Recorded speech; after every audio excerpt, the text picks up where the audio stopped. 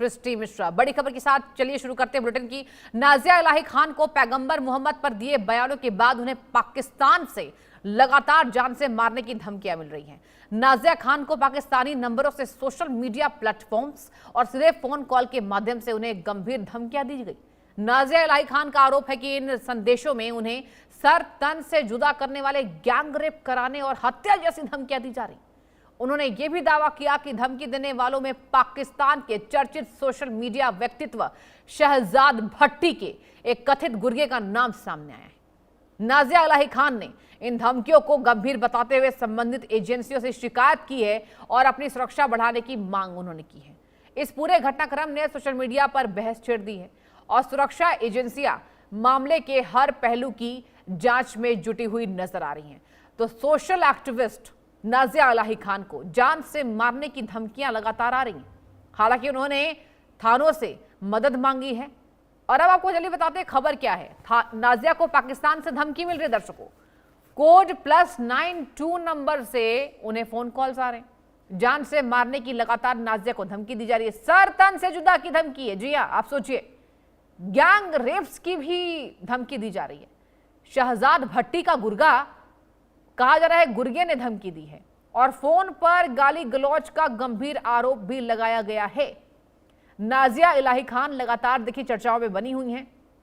अपने एक पॉडकास्ट में उन्होंने पैगंबर मोहम्मद को लेकर जो बातें कही, जब हमसे उनसे भी पूछा तो उन्होंने साफ कहा कि जो बातें सच है हमने कही है। और अब आपको बता दें कि कुछ कट्टरपंथी समूह, पाकिस्तान के जिहादी लोग उनके पीछे पड़ गए, ऐसा नाजिया इलाही खान का कहना है। वो लगातार इंडिया न्यूज से भी बात कर रही हैं और आपको बता दें कि नाजिया को अब पाकिस्तान से टेलीफोनिक धमकियां दर्शकों मिल रही हैं। खबर पूरी है, जान से मारने की धमकी। और आप सोचिए कि किसी महिला को, किसी सोशल एक्टिविस्ट को, आप सोचिए कि हद तो तब हो गई जब उन्हें गैंग रेप्स की भी धमकी मिल रही है। सर तन से जुदा गैंग एक्टिव हो गया है नाजिया इलाही खान के पीछे और यही वजह है कि उन्होंने मदद की गुहार लगाई है। आपको बताएं कि नाजिया को लेकर लगातार धमकियां मिल रही हैं। ये पहली दफा नहीं है। नाजिया इलाही खान लगातार सोशल मीडिया पर छाई रहती हैं, लगातार उनकी चर्चा होती है और लगातार इस्लाम को लेकर, हिंदू धर्म को लेकर, देखिए सभी धर्मों पर वो बात करती हैं। जिस धर्म की जो सच्चाई है, जिस धर्म की जो सही चीजें हैं, वो भी उनको रखती हैं पटलों पर। लेकिन सही बातें रखना कुछ कट्टरपंथी समूहों को, आतंकवादियों को पसंद नहीं है। और इंडिया न्यूज पर एक बार फिर से मैं बहुत बहुत स्वागत करना चाहूंगी। मेरे साथ नाजिया इलाही खान, सोशल एक्टिविस्ट, जुड़ चुके हैं। नाजिया जी, वेलकम। एक बार फिर से आपका बहुत स्वागत मैं करती हूं। नाजिया जी, पूरी खबर सिलसिलेवार तरीके से बताइए। शहजाद भट्टी का जो गुर्गा है, क्या आपको लगातार धमकियां वहीं से आ रही हैं? पूरी खबर बताइए इंडिया न्यूज को। जी, पिछले 4 महीने से शहजाद भट्टी के गैंग से मुझे कंटिन्यूअसली मेरे पर्सनल मोबाइल नंबर पर ये धमकियां आ रही थी। लेकिन एटीएस और दिल्ली पुलिस स्पेशल सेल, इन लोगों ने मिल करके जिस हिसाब से कार्रवाई की थी और वाराणसी एटीएस ने एक टेररिस्ट को अरेस्ट भी किया था। शहजाद भट्टी के गैंग ने जिसको कार्य दिया था, टास्क दिया था मेरा सर तन से जुदा करने के लिए। हाँ। तो वाराणसी एटीएस ने 3 जून को एक को अरेस्ट भी किया था। Am I audible? या श्योर, यू कैन स्पीक। मैंने 7 जून को जाकर के वाराणसी एटीएस के डिपार्टमेंट में अपना बयान भी दिया था और सारे डॉक्यूमेंट्स और सारे प्रूफ भी मैंने दिए थे। और उसके बाद फिर सुरक्षा भी मुझे मिली थी उत्तर प्रदेश की सरकार से। उसके बाद चीजें थोड़ी नॉर्मल हुई थी।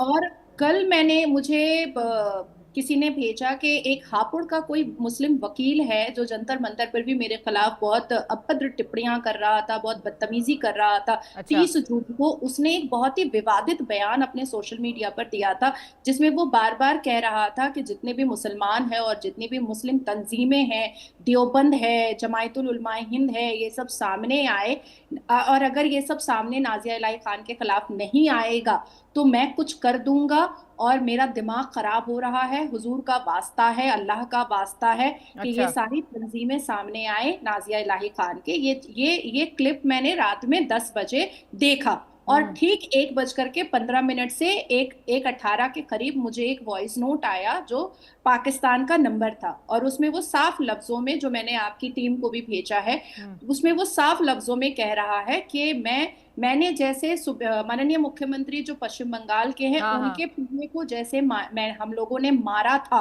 उसी तरीके से अब हम तुझे मारेंगे। और शुभेंदु अधिकारी जिस हिसाब से पश्चिम बंगाल में मुसलमानों पर अत्याचार कर रहा है, मदरसे बंद करवा रहा है, मुसलमानों के घर को तोड़ रहा है, हम उसको भी बहुत बुरी मौत देंगे। तेरा तो सर तन से जुदा होगा, तेरा एड्रेस भी हमें मिल चुका है, तेरी रेकी हमने कर ली है, और अब पूरी बिल्डिंग उड़ा देंगे अगर तू घर से नहीं निकलेगी, और अगर घर से निकलेगी तो तेरा सर तन से जुदा होगा, गैंग रेप होगा, और तुझे भारत में कोई नहीं बचा पाएगा। यानी कि ये ऑडियो मैसेज नाजिया जी जो आपने मुझे बताया है, ये आपको सोशल यहाँ पर पाकिस्तान की तरफ से आया, ऐसा आपका दावा है। नाजिया जी, क्या धर्म के ठेकेदार यही हैं जो आपको धमकी दे रहे हैं? आखिर जो गलत बातें हमने हमेशा देखा है कि आप प्रमुखता से मुखर होकर हमेशा से रखती आई हैं। ऐसा तो है नहीं कि आपने इस्लाम को लेकर कुछ गलत बातें कही हो, लेकिन प्रॉब्लम क्या है? ये जिहादी मानसिकता आखिर भारत में कर क्या रही है नाजिया जी? नहीं खुशबू जी, मैंने हमेशा, जैसे घूंघट पर मैंने अपनी बात रखी है कि हम जिन देवताओं की पूजा करते हैं वो घूंघट नहीं डालती हैं, तो हिंदू बहनें क्यों घूंघट डालती हैं, या हिंदू माएं गांव ग्राम में क्यों घूंघट डालती हैं? मैंने हमेशा बात की है कि सती प्रथा जैसे रिफॉर्म हुआ उसको बंद किया गया, चाइल्ड मैरिज जैसे हिंदुओं में बंद किया गया, उसी तरीके से शरिया को ऊपर रख करके आप सुन्नाह के नाम पर आप चाइल्ड मैरिज नहीं करवा सकते हैं। और अभी बुलंदशहर के एक मामले पर इलाहाबाद हाईकोर्ट ने भी कहा कि संविधान देश का आगे रहेगा, शरिया ऊपर नहीं रहेगा। उसी बात को मैंने हमेशा रखा है कि राइट टू एजुकेशन जो है वो हमारी मुसलमान बेटियों का भी है। जो मॉडर्न ईरा है उस हिसाब से हमारी मुसलमान बेटियां भी रहती हैं। इंस्टेंट ट्रिपल तलाक के खिलाफ मैंने आवाज उठाई है, पॉलीगेमी हलाला के खिलाफ मैंने आवाज उठाई है, मदरसों के अंदर जिस हिसाब से रेडिकल एजुकेशन होता है उसके खिलाफ मैंने आवाज उठाई है। तो ऐसा नहीं है कि सिर्फ मैंने मुसलमान की कुरीतियों को खोला है, मैंने हिंदू में भी अगर कुछ दिखा है तो मैंने उस पर भी बात की है। अब पश्चिम बंगाल में अभी एक 13 साल की बच्ची का रेप हुआ, एनकाउंटर हुआ, उसमें हिंदू भी थे, तो मैंने कहा बलात्कारी की सजा तो ऐसी ही होनी चाहिए। अब वो हिंदू हो, कोई कास्ट क्रीड का हो, उससे मुझे क्या लेना देना, बलात्कारी तो बलात्कारी होता है।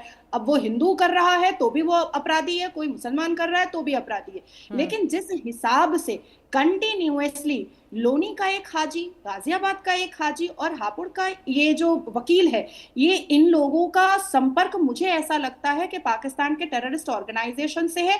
हर 24 घंटे में 3-4 वीडियो ये लोग अपने सोशल मीडिया पे मेरी तस्वीर लगा करके ये लोग डालते हैं और हुजूर का वास्ता देते हैं, अल्लाह का वास्ता देते हैं। और जब जब ये सोशल मीडिया पर पोस्ट करते हैं तब तब मुझे पाकिस्तान के शहजाद भट्टी के गैंग से मुझे कॉल आ जाता है। और देखिए किस हिसाब से, कितने डरावने अंदाज में मुझे कॉल आया है, और वो बिल्कुल चिन्हित कर रहा है कि मैं दिल्ली एनसीआर में कहां पर रहती हूं, मैं पश्चिम बंगाल में कहां पर रहती हूं। इवन 5-6 दिन पहले महाराष्ट्र का एक मौलाना जो है वो बागुईहाटी के किसी होटल में जा करके कह रहा है कि देख तू तो इसी इलाके में रहती है, मैं इसी इलाके के होटल में आकर के रह रहा हूँ। तो ये सारी चीजें पिछले 16 जून से लेकर के अब तक मेरे साथ ये हो कितने रही दिन की बात है जो अभी आपने जिक्र किया, इस पर मैं चाहूंगी आप विचार रखिए। कितने दिन पहले आपको ऐसे कहा गया कि हम जानते हैं तुम्हारा एड्रेस, तुम कहाँ रहती हो? ये महाराष्ट्र का एक मौलाना है और सोशल मीडिया पे काफी सतर्क रहता है। अच्छा। उसका नाम अनस चौधरी है और ये अभी हालिया में 6 जुलाई को देश की सर्वोच्च न्यायालय भी गया था मेरे मामले को लेकर के, लेकिन वहां के जस्टिस ने कहा कि आपको निचली अदालत पर और पुलिस पर भरोसा रखना चाहिए और हर बातों को सुप्रीम कोर्ट नहीं लेकर आना चाहिए।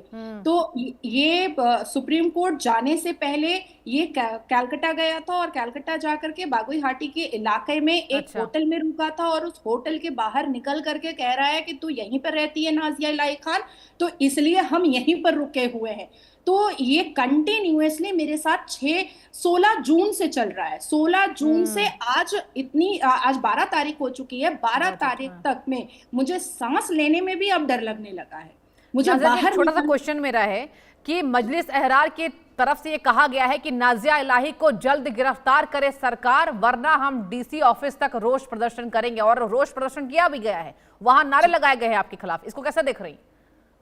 जी, संभाजी नगर के दिल्ली गेट में भी सरतन से जुदा के नारे लगे हैं। उसके बाद दिल्ली के जंतर मंतर में भी काट देने का, मुझे बोटियां कर देने का एक महिला ने नारा लगाया है जो आगरा की है।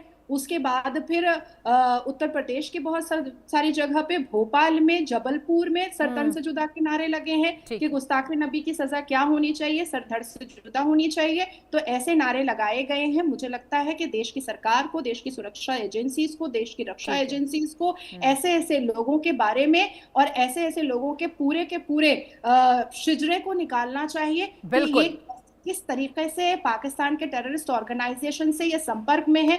जो प्रोटेस्ट मेरे खिलाफ में 16 जून से लेकर के आज तक हो रहा है, उस प्रोटेस्ट में 2-3 करोड़ का तो खुशबू जी आज तक मेरा बैनर बन चुका है। तो ये पैसे कहां से आ रहे हैं? ये जो फ्लाइट से ट्रेवल करके महाराज संभाजी नगर से लोग आ रहे हैं, आगरा से लोग आ रहे हैं गाड़ी का तेल फूक करके, तो ये पैसे कहां से आ रहे हैं? देखने वाली बात होगी नाज़िया जी कि इन तमाम लोगों पर, इन कट्टरपंथी लोगों पर कब कार्रवाई होती है। बहुत शुक्रिया इंडिया न्यूज से जुड़ने के लिए और तमाम जानकारी हम तक साझा करने के लिए।